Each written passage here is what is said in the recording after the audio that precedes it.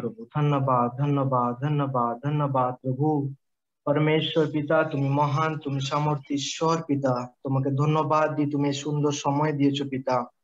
परमेश्वर पिता তোমার এই আজকের দিনে প্রভু, তুমি আজ থেকে 2000 বছর আগে প্রভু যেদিন তুমি জীবিত হয়ে উঠেছিলে প্রভু, সেই দিন প্রভু परमेश्वर প্রত্যেকটা মানুষ যাদেরকে তুমি দর্শন দিয়েছিলে প্রভু, তাদের হৃদয়ে যে বিশ্বাস, যে তাদের তাদের তারা তারা যে পরিমাণে তোমাকে বিশ্বাস করতো, তাদের বিশ্বাস কত গুণ বেড়ে গিয়েছিল প্রভু।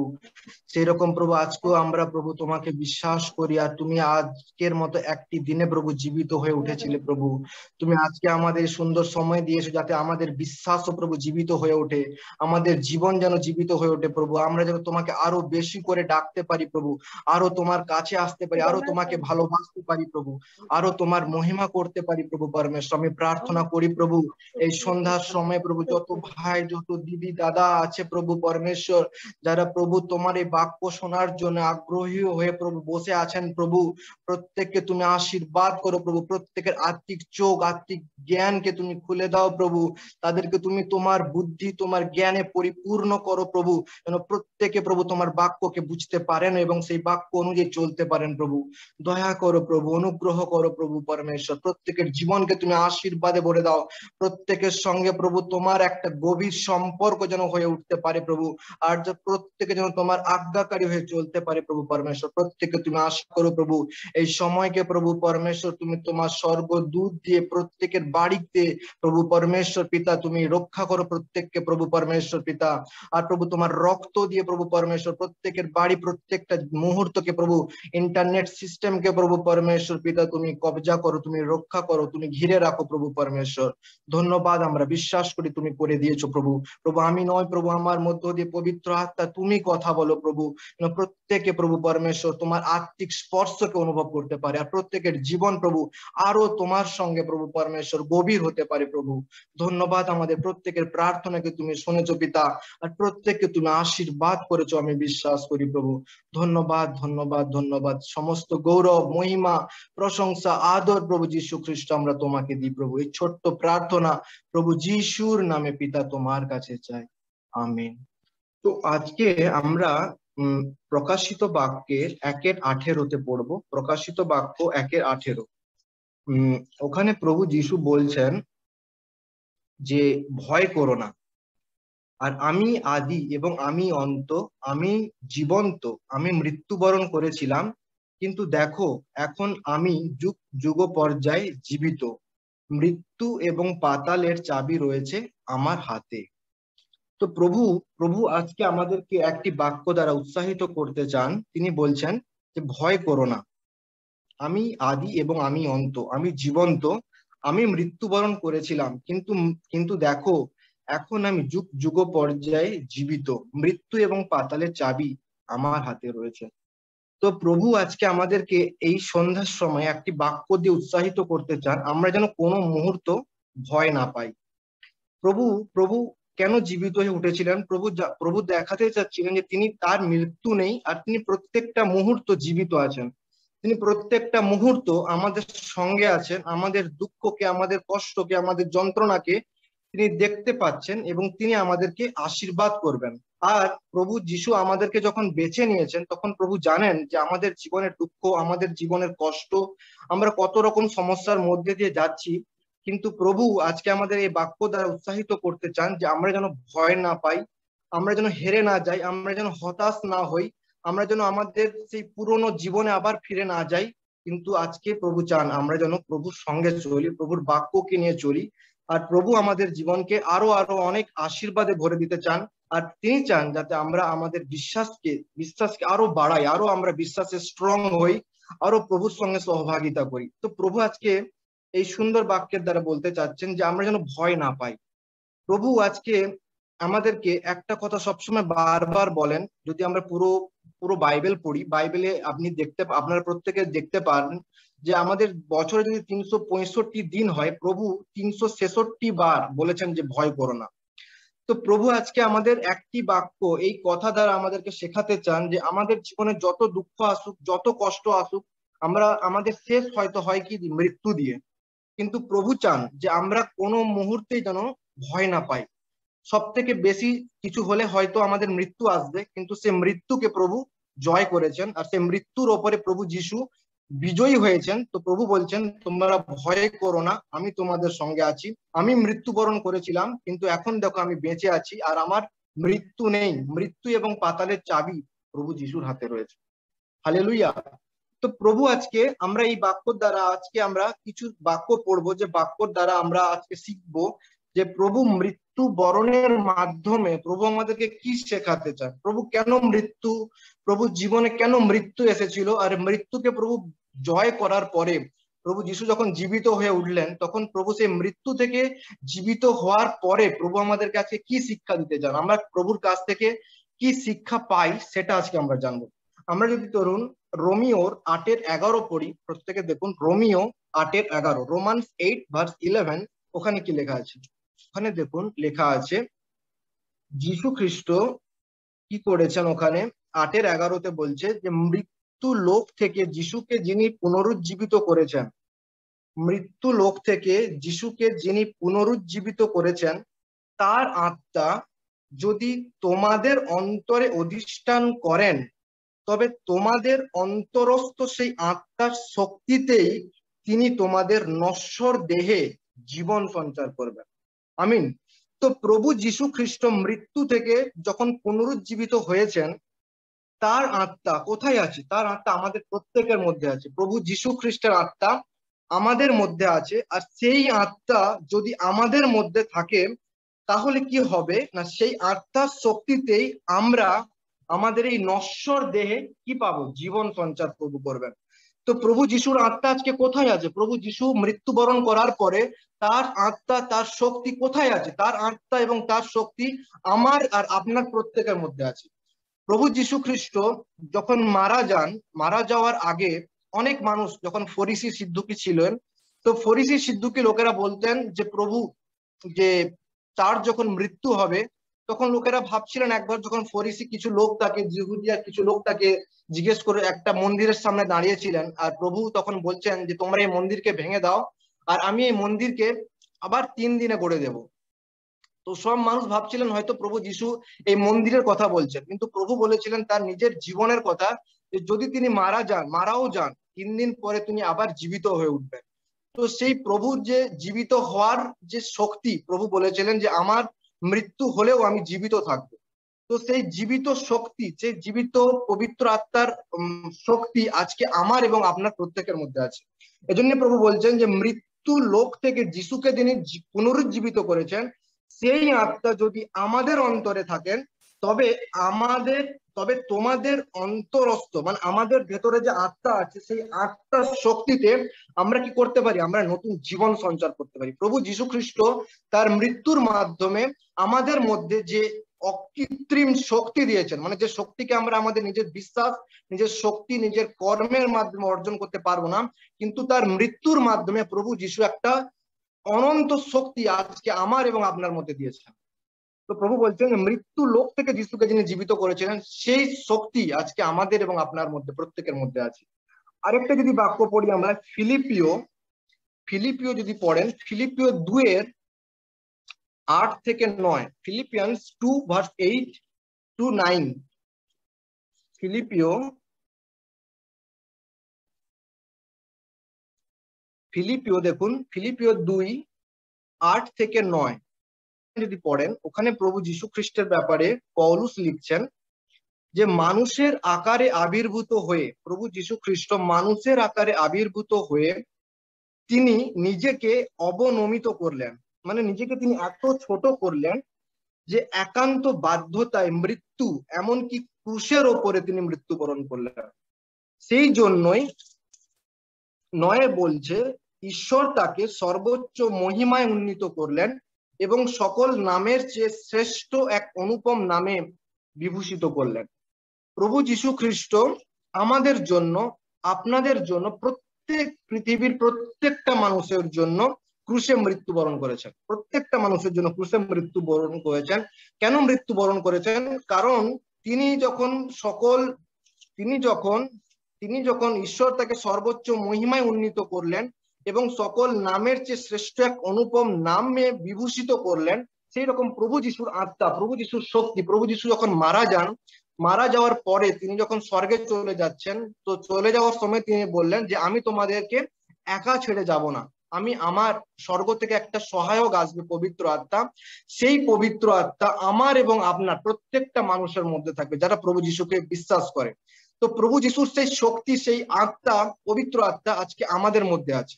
তো সেই পবিত্র আত্মার শক্তিতে আজকে আমরা শক্তিমান, প্রভু যিশুর শক্তিতে আমরা আজকে শক্তিমান। আমরা যে কোনো সমস্যা আসুক, যে কোনো বিপর্যয় আসুক, যে কোনো দুঃখ আসুক, যে কোনো কষ্ট আসুক, আজকে আমরা বলতে পারি যে শক্তি, যে আত্মা প্রভু যিশু খ্রিস্টকে মৃত্যু থেকে পুনরুজ্জীবিত করেছে, সেই শক্তি, সেই আত্মা আজকে আমাদেরকেও পুনরুজ্জীবিত করবে।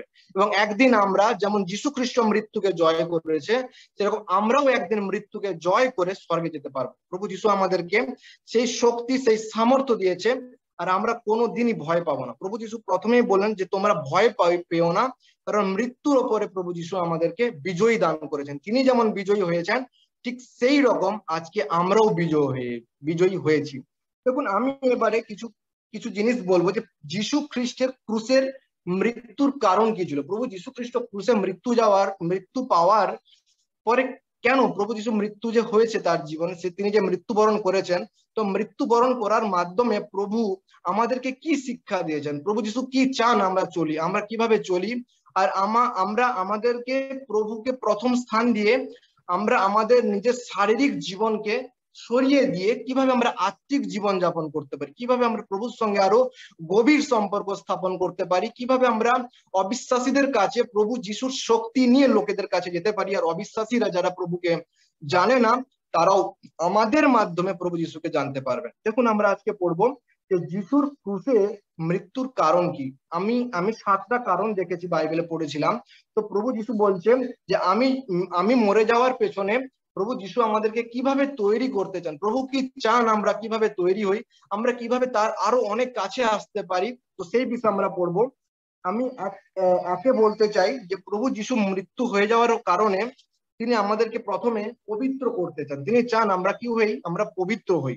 দেখুন, আমরা পড়বো ইব্রিয় 10:10, ইব্রিয় 10:10 পড়বো। দেখুন, যদি ওখানে পড়েন, ওখানে দেখুন লেখা আছে, ঈশ্বরের সেই ইচ্ছে অনুসারেই যিশু খ্রিস্টের দেহ চিরকালের মতো একবার উৎসর্গ করা হয়েছে বলেই আমরা কি হয়েছি, পবিত্র হয়েছি।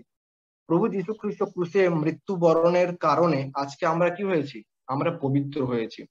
তো প্রভু যিশু খ্রিস্টের মৃত্যুর পেছনে আমাদের পবিত্রতা লুকিয়ে আছে।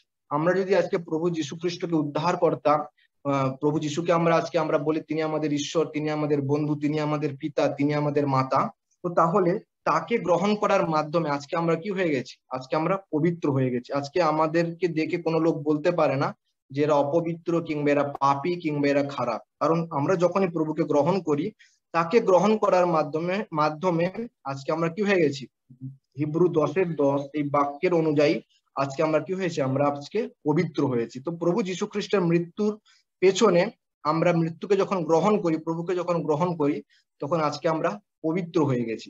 তারপরে দেখুন, যদি আমরা পড়ি রোমিও 8:5 থেকে, ওখানে লেখা আছে আমরা যখন প্রভুকে উদ্ধার করতে হিসেবে গ্রহণ করি, তো প্রভু চান না আমরা শারীরিক বিষয়ে ভাবি। দেখুন, রোমিও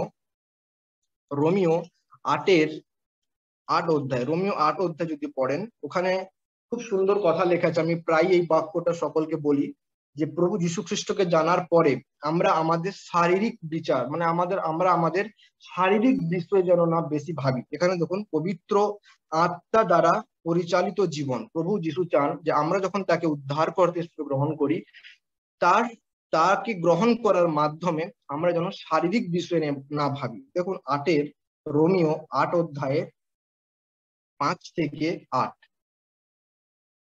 রোমিও 8 রোমান্স 8:5-8, রোমিও 8:5 থেকে 8 যদি ওখানে পড়েন, ওখানে দেখুন লেখা আছে যে মানবিক দুর্বলতার বশে জীবনযাপন যারা করে, তারা সেই শারীরিক বিষয়ে তারা মনোযোগী। रोमियो 8:5 যদি पढ़ें, ওখানে লেখা আছে क्योंकि शारीरिक व्यक्ति शरीर की बातों पर मन लगाते हैं, परंतु आध्यात्मिक आत्मा की बातों पर मन लगाते। তো শরীরে যারা শরীরে চলে, প্রভু বলছেন এখানে পৌলুসের মাধ্যমে রোমিওতে 8:5 যে যদি আমরা শারীরিক বিষয়ে ভাবি তাহলে কি শারীরিক বিষয় নিয়ে চিন্তা করি, কিন্তু যারা পবিত্র আত্মার পরিচালনাধীন তারা কি হয় পবিত্র আত্মিক বিষয়ে তারা মন লাগায়। 6 দেখুন লেখা আছে 8:6 কারণ কারণ অভিলাষে মনঃসংযোগ করার পরিণাম মৃত্যু। যদি আমরা শারীরিক বিষয়ে ভাবি তাহলে শরীরের বিষয়ে ভাবলে এখানে লেখা আছে হিন্দিতে শরীর পর মন লাগানা তো মৃত্যু হয়। যদি আমরা শরীর নিয়ে ভাবতে থাকি তাহলে একদিন মৃত্যু চলে আসবে, কিন্তু আত্মিক বিষয়ে মনোযোগ করলে কি হবে, আমরা পাবো জীবন এবং শান্তি। কারণ সাথে দেখুন লেখা আছে কারণ কারণ যারা জৈব প্রবৃত্তিতে আসক্ত মানুষ তারা হলো ঈশ্বরের শত্রু। তো প্রভু আমাদেরকে আত্মিক করতে চান। আমরা যখন প্রভু যীশু খ্রিস্টকে উদ্ধার করতে হিসেবে গ্রহণ করি, তো প্রভু আমাদের কাছ থেকে কি আশা করেন? প্রভু চান যে আমরা আত্মিক বিষয়ে বেশি ভাবি, আত্মিক বিষয় নিয়ে বেশি, মানে আমরা প্রভুকে মনে প্রাণে আত্মাতে তাকে ভালোবাসি। যেমন প্রভুর আজ্ঞাতে লেখা আছে মথির 22:37।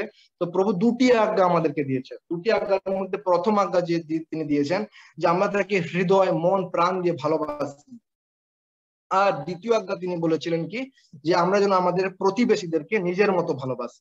তো এখানে দেখুন রোমিওর 8 যে লেখা আছে 5, 6, 7 এবং 8 দেখুন লেখা আছে যে যারা শারীরিক মানুষ, যারা দেহ সর্বস্ব মানুষ, তারা কি ঈশ্বরকে কখনো সন্তুষ্ট করতে পারে না।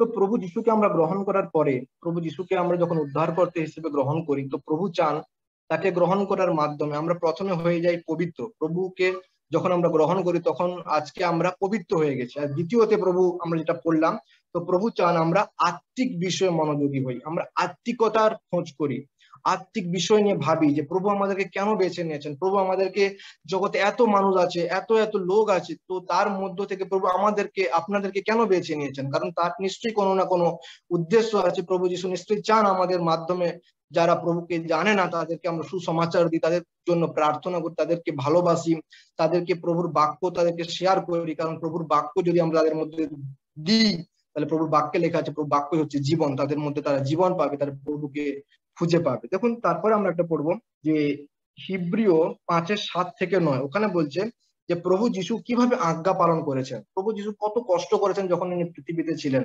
তো আমরা আজকে অনেক সময় কষ্ট এলে আমরা হাই মেনে যাই, আমরা বলতে থাকি হাই প্রভু তুমি কোথায়, আমাদের জীবনে এত কেন কষ্ট, আমরা এত প্রার্থনা করছি, এত বাক্য পড়ছি, চার্চে যাচ্ছি, তবু আমাদের জীবনে কেন কষ্ট।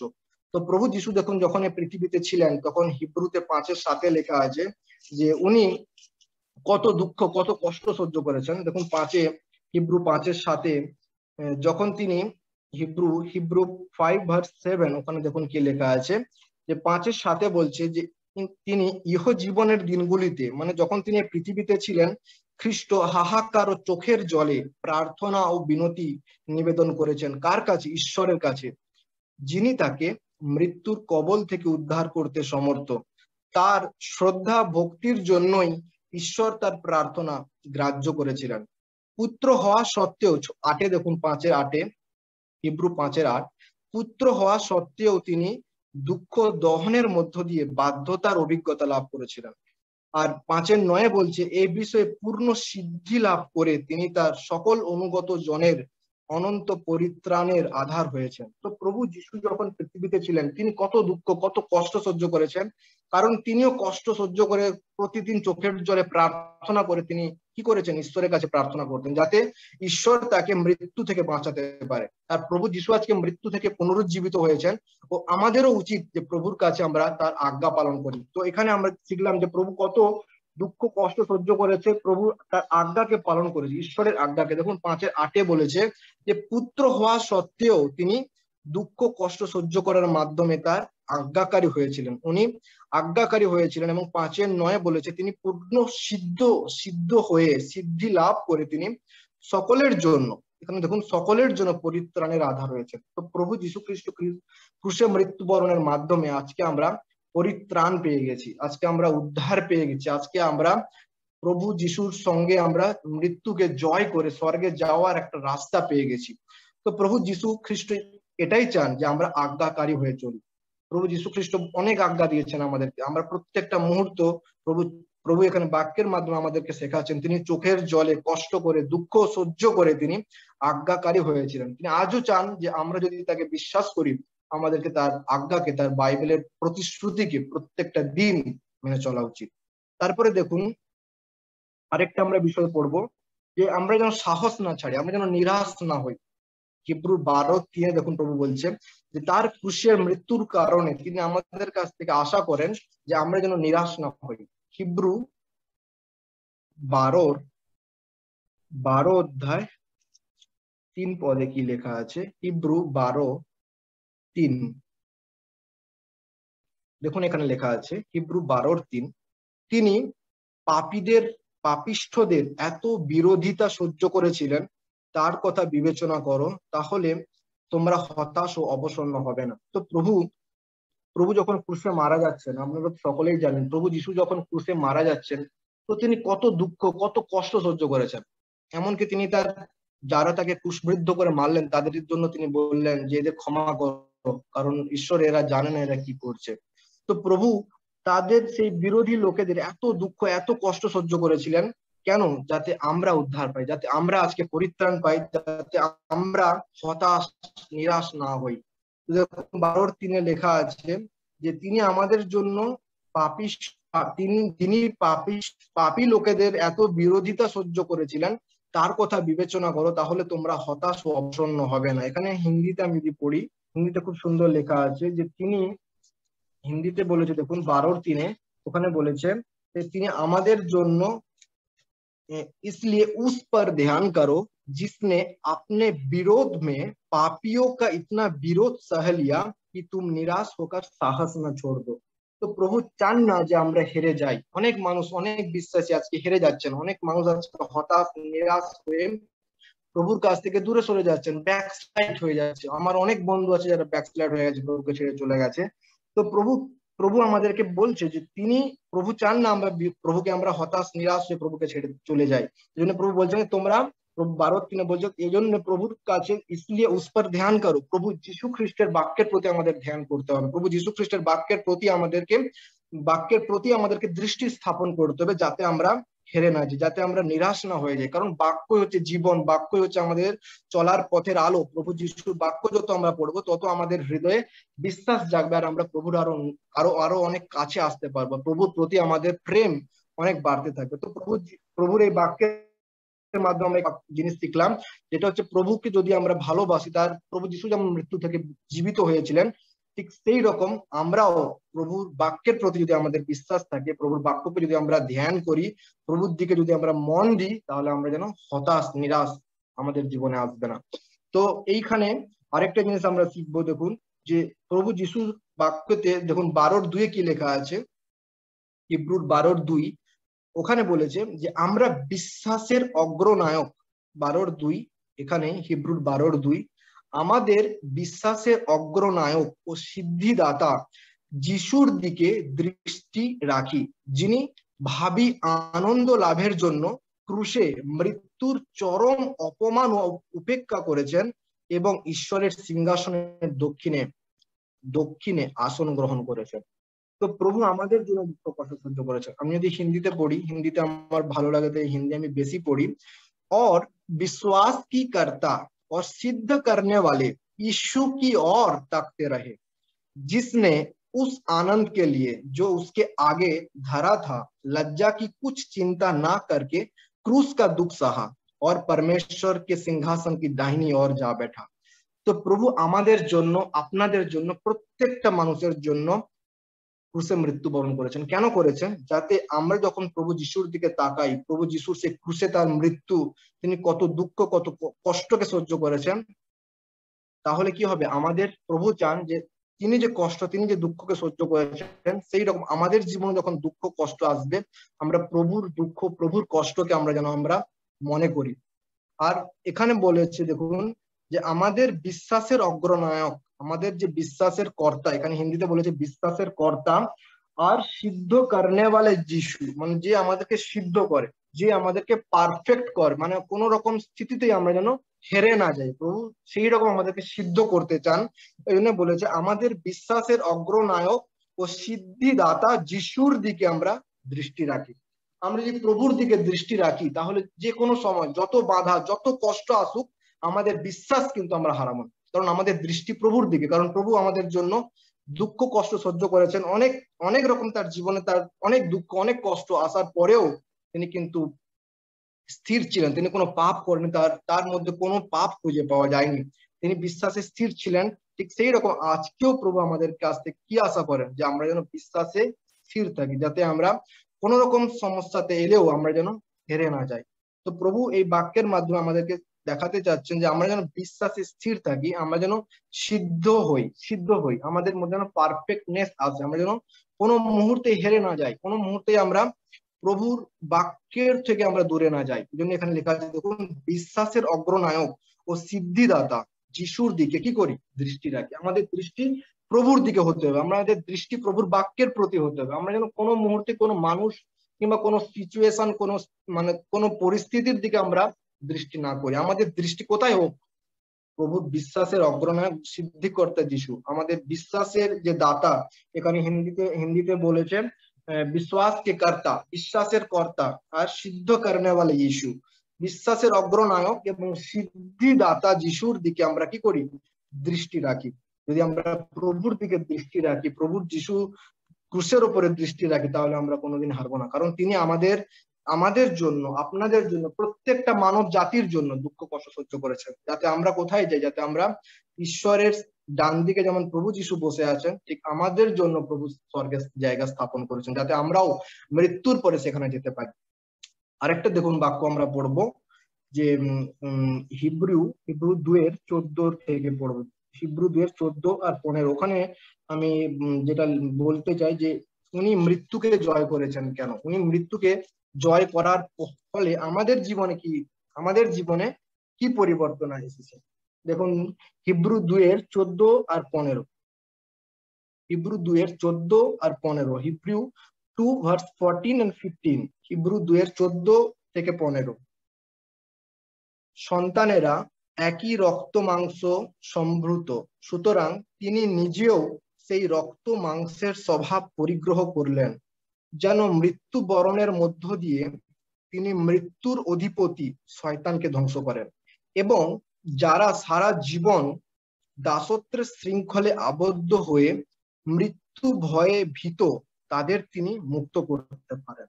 প্রভু যীশু খ্রিস্ট কেন আমাদের মতো রক্ত মাংসে মানুষ হয়ে পৃথিবীতে এসেছিলেন, যাতে তিনি আমাদের দুঃখ আমাদের কষ্টকে বুঝতে পারেন। এবং এখানে দেখুন লেখা আছে, তিনি নিজেও রক্ত মাংসের স্বভাবকে পরিগ্রহ করলেন, যেন মৃত্যু বরণের মধ্য দিয়ে তিনি মৃত্যুর অধিপতি শয়তানকে ধ্বংস করেন। এবং 15তে দেখুন লেখা আছে, যারা সারা জীবন দাসত্বের শৃঙ্খলে আবদ্ধ হয়ে মৃত্যু ভয়ে ভীত তাদেরকে তিনি কি করেন, মুক্ত করতে পারেন।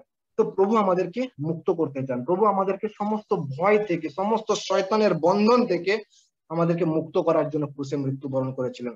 আজকে আমরা প্রভু যিশুকে অনেক কিছু ভাবি যে প্রভুতে আসার পরে আমাদেরকে আশীর্বাদ আসবে, প্রভুতে আসার পরে আমি এই জিনিসটা পেয়ে যাব, প্রভুতে আসার পরে আমরা এটা পেয়ে যাব। কিন্তু তার থেকেও প্রভু আমাদেরকে কোথায় কি দিতে চান, যে প্রভু আমাদেরকে অনন্ত জীবন দিতে চান, আর সমস্ত শয়তানের বন্ধন থেকে, শৃঙ্খল থেকে আমাদেরকে মুক্ত করতে চান। দেখুন এখানে লেখা আছে যে যারা 2:15তে, দেখুন হিব্রু 2:15তে, যারা সারা জীবন, একদিন দুদিন নয়, এখানে লেখা আছে দেখুন, সারা জীবন দাসত্বের শৃঙ্খলে আবদ্ধ হয়ে মৃত্যু ভয়ে ভীত তাদের তিনি কি করেন, মুক্ত করতে পারেন। তো প্রভু আজকে আমাদেরকে মুক্ত করতে চান। প্রভু যীশু ক্রুশে মৃত্যুবরণের কারণে আজকে আমরা অনেক কিছু হয়ে গেছি। দেখুন আমি যে প্রথম থেকে বললাম, তো প্রভু যীশু মৃত্যুবরণের মাধ্যমে আজকে আমরা পবিত্র হয়ে গেছি।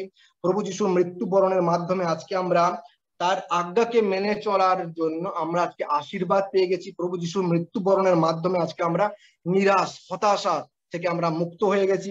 আজকে প্রভু যীশু ক্রুশে মৃত্যুবরণের কারণে আজকে আমরা সিদ্ধ হয়ে গেছি।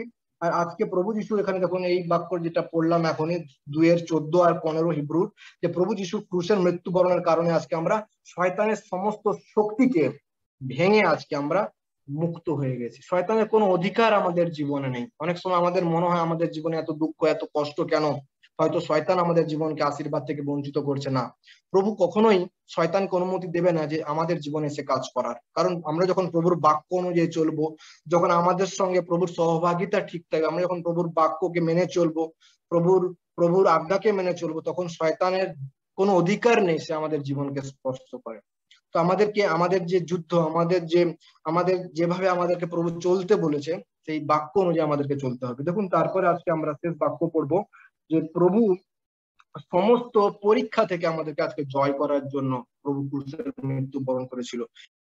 তিনি যে প্রলোভনের অগ্নি পরীক্ষার মধ্য দিয়ে প্রভু তিনি নিজে প্রলোভনের অগ্নি পরীক্ষার মধ্য দিয়ে গিয়েছেন বলে যারা এখন প্রলোভনের সম্মুখীন হচ্ছে তাদের সাহায্য করতে সক্ষম। তো প্রভু যীশু খ্রিস্ট এখানে বলেছে, দেখুন, তিনি নিজে প্রলোভনের অগ্নি পরীক্ষার মধ্য দিয়ে গিয়েছেন বলে যারা এখন প্রলোভনের সম্মুখীন হচ্ছে তাদের সাহায্য করতে সক্ষম। তো প্রভু আজকে সমস্ত অগ্নি পরীক্ষা, অনেক সময় মনে হয় আমাদের জীবনে পরীক্ষা যেন শেষ হচ্ছে না, অনেক পরীক্ষা, অনেক কষ্ট, অনেক দুঃখ। তো প্রভু দেখুন এখানে বলছে 2:18, হিব্রু 2:18 উনি বলছেন যে তিনি নিজে প্রলোভনের অগ্নি পরীক্ষার মধ্য দিয়ে গিয়েছেন বলে যারা প্রলোভনের সম্মুখীন হচ্ছে তাদের তিনি সাহায্য করতে সক্ষম। তো প্রভু আজকে আমাদেরকে সমস্ত রকম পরীক্ষা থেকে বের করার জন্য, সমস্ত রকম অগ্নি পরীক্ষা থেকে মুক্ত হওয়ার জন্য আমাদেরকে সাহায্য করতে সক্ষম। কারণ দুঃখ থেকে, সমস্ত রকম কষ্ট থেকে আজকে আমাদেরকে মুক্ত করার জন্য তিনি মৃত্যুবরণ করেছিলেন। এবং তার মৃত্যুর কারণে আজকে আমরা পবিত্র হয়ে যাচ্ছি, তার মৃত্যুর কারণে আজকে আমরা নিরাশা হতাশা থেকে মুক্ত পাচ্ছি, তার মৃত্যুর কারণে আজকে আমরা স্বর্গে অনন্ত জীবন পেয়ে যাচ্ছি, তার মৃত্যুর কারণে আজকে দেখুন আমরা এখানে পড়লাম যে শয়তানের সমস্ত বন্ধন থেকে আমরা আজকে মুক্ত হতে পারছি, তার মৃত্যুর কারণে আজকে আমরা অগ্নি পরীক্ষার মতো প্রলোভন পরীক্ষা, বড় বড় পরীক্ষা থেকে আজকে আমরা তিনি আমাদেরকে সাহায্য করতে পারেন। তো প্রভু যিশুর ক্রুশে মৃত্যুবরণের কারণে আজকে আমরা আশীর্বাদ পেয়ে গেছি, প্রভু যিশু ক্রুশে মৃত্যুবরণের কারণে আজকে আমরা সমস্ত রকম বন্ধন থেকে, সমস্ত রকম চিন্তা হতাশা নিরাশা থেকে আজকে আমরা মুক্ত হয়ে গেছি। এবং তারপরও সব থেকে যেটা বড় জিনিস, প্রভু যিশু খ্রিস্টের মৃত্যুর কারণে আজকে আমরা অনন্ত জীবন পেয়ে গেছি। এবং প্রভু যে প্রথমে বললেন, আমরা পড়েছিলাম প্রকাশিত বাক্য 1:18, ওখানে প্রভু বললেন যে ভয় করো না। দেখুন ওই বাক্যটা আমরা শেষ একবার পড়তে চাই, প্রকাশিত বাক্য 1:18, ওখানে কি লেখা আছে যে ভয় করো না, আমি আদি এবং আমি অন্ত, আমি জীবন্ত, আমি মৃত্যুবরণ করেছিলাম, কিন্তু দেখো এখন আমি যুগ যুগ পর্যায়ে জীবিত, মৃত্যু এবং পাতালের চাবি আমার হাতে রয়েছে। তো প্রভু যিশু যেমন মৃত্যুকে জয় করেছে, আজকে আমি এবং আপনি প্রত্যেকেই মৃত্যুকে জয় করে একদিন আমরা স্বর্গে যাব। এবং প্রভু বলেছেন যে ভয় করো না। প্রভু যখন বলেছেন ভয় করো না, তখন আমাদের মৃত্যুর মতো কঠিন ভয় যেন আমরা না করি, কারণ তিনি মৃত্যুকে জয় করেছেন। এবং আজকে যে আমরা যে পড়লাম রোমিও 8:11, যে আত্মা যীশু খ্রিস্টকে মৃত্যু থেকে পুনরুজ্জীবিত করেছিল, সেই আত্মা আজকে আমার এবং আপনার প্রত্যেকের মধ্যে আছে। এবং সেই আত্মার মাধ্যমেই আমরাও একদিন মৃত্যুকে জয় করে প্রভু যিশুর কাছে যেতে পারবো। এবং আজকে আমরা আমাদেরকে যে বাক্য দ্বারা আমরা আজকে প্রভু কথা বলেছে, সেই বাক্য অনুযায়ী আমরা চলবো এবং বাক্যকে মেনে চলবো। বাক্য আমরা প্রতিদিন পড়বো, আর বাক্যের মাধ্যমে আজকে আমাদেরকে চলা উচিত। এবং বাক্য যদি আমাদের মধ্যে থাকে তাহলে আমরা কোনো মতেই হারবো না, কোনো মতেই আমরা আমাদের বিশ্বাস থেকে দূরে যেতে পারবো না। কারণ প্রভুর বাক্য আমাদেরকে, যত আমরা বাক্য পড়বো তত আমাদের ভেতরে বিশ্বাস বাড়বে। এবং বিশ্বাস যখন বাড়তে থাকবে, আমরা একদিন আমাদের যে অনন্ত জীবন, যার জন্য আজকে আমরা লড়াই করছি, যার জন্য আজকে আমরা প্রত্যেকের থেকে আলাদা হয়ে গেছি, যার জন্য আজকে আমাদেরকে যারা অবিশ্বাসী তারা আমাদেরকে একটা অন্য চোখে দেখে, তো আমরা সবকিছু কাটিয়ে উঠে আমরা একদিন স্বর্গে যেতে পারবো। তো প্রভু এই রিজারেকশন ডেতে এই বাক্যের দ্বারা আমাদের এবং আপনাদের প্রত্যেককে, যারা প্রভু যিশুকে জানে না, যারা প্রভু যিশুকে জানে কিন্তু হয়তো শারীরিক জীবনযাপন করছে, তাদের কাছে আমাদের এই বাক্যকে তুলে ধরতে হবে, যাতে আমরা প্রভু যিশুর ক্রুশের মৃত্যুর কারণে অনন্ত জীবন পাওয়ার জন্য এই যে বাক্য আমাদেরকে উৎসাহিত করে, যে বাক্য আমাদের জীবনকে পাল্টে দেয়, যে বাক্য দ্বারা আমরা আত্মিক জীবনে আরো বৃদ্ধি পেতে পারি, সেই বাক্যের দিকে মন দিই, কারণ বাক্যই আমাদেরকে পবিত্র করবে, বাক্যই আমাদেরকে জীবন দেবে, বাক্যই আমাদেরকে আশীর্বাদ দেবে। আসুন এই বাক্য দ্বারা আপনাদের প্রত্যেককে ঈশ্বর আশীর্বাদ করুন।